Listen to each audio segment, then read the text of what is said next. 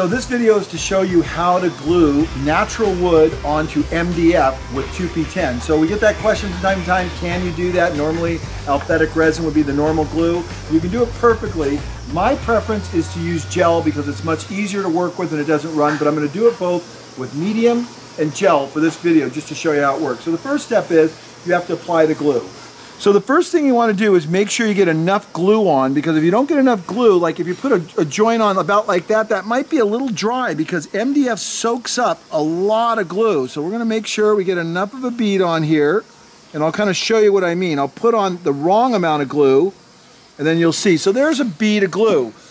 I'm not going to put the activator on yet. I'm just going to show you what a dry joint looks like. So if I put only that much glue on, and I go ahead and put this on like this and kind of move it around, get the glue to move around, and then I peel it back off just to kind of look at it and analyze it. To be honest with you, that almost looks really good, to be honest with you, because this didn't get dry, and this side still has a pretty good amount of glue on it. So actually that could work. And the nice thing about this much glue is that I'm not all the way to the edge, so I'm not going to get much ooze out and I'm not going to get much cleanup, and you really don't want any cleanup with 2P-10. So that joint looks pretty good. I'm going to put it back on there. The glue is still wet. If it was dry or too dry, this would all be absorbed in and be kind of dry looking, but there is enough glue on there. So now the next step is a quick spritz with activator, and I mean quick.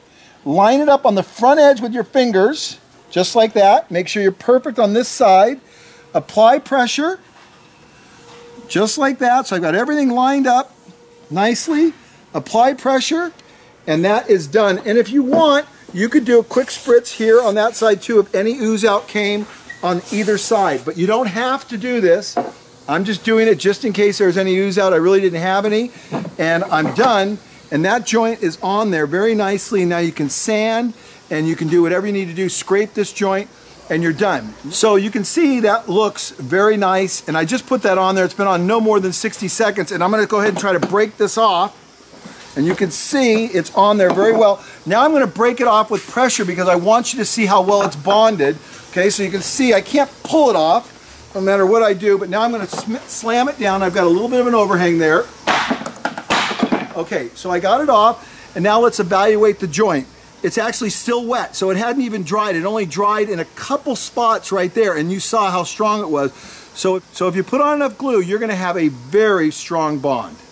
So now we just did the gel joint. Now we're going to do it in medium, and you're going to see why I don't like medium, even though it works great, because it runs. Look at, I'm already dripping all over the place, and the gel is so consistent. So you want to put on enough glue again, just like that, and this is going to soak in at a much faster rate. So I've already got a little cleanup there. This is why I love gel for everything. Again, I'm going to put the joint on there again, and notice how I'm pulling the glue towards the edge that's not going to be exposed. See that? I don't want to clean up on the other edge. So you can see I have a nice wet joint. There's no way that's too dry. I've got enough glue on there for sure. So now that I feel comfortable with the amount of glue, okay, now I'm going to spritz it for just a split second with activator and glue it up instantly. Now this is not the normal way it's done. Normally you would put the activator on here first, put the glue on here, and bond it together, and you can do that. I'm doing it this way because it's so important when you need a structural joint or something to be really strong that you have glue that has penetrated into both pieces of wood. If you do this technique and you do it right, you'll never have a problem. So again, a spritz like that, across the top, come back to your lineup edge, hold it down just like that, and I am done.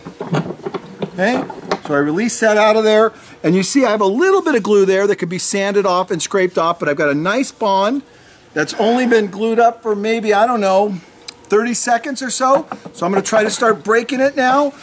You can see I'm doing everything I can to break that off. So when you get it wetted in on both surfaces, you get a really, really strong joint. Now I'm going to break this again. I know it will break, but we want to show you how strong it is and how the joint works. So here we go. So if anything, it shows you that the medium works really well because it penetrated in a little more than the gel. Or maybe I got more glue on there. So I don't know how to break this. I guess 2P-10